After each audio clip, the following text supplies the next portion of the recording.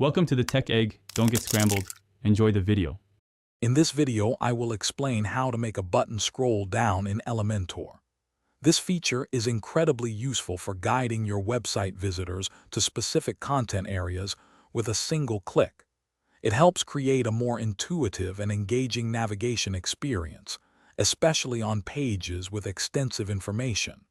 We'll cover the simple steps to implement this, ensuring your site feels polished and professional.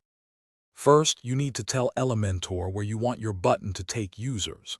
Simply select the desired section or container on your page. Then, in the left-hand panel, go to the Advanced tab. Here, you'll find a field labeled CSS ID. Enter a unique identifier for this section, like contact form or pricing table, without using any hash symbols. Now let's connect your button to that target section.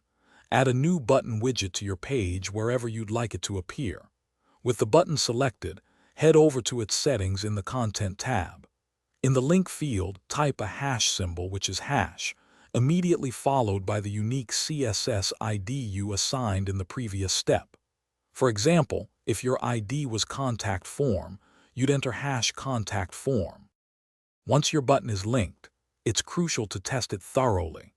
Save your changes and preview the page to confirm that clicking the button initiates a smooth scroll to your intended section. Double-check that the CSS ID in your section and the link in your button are identical.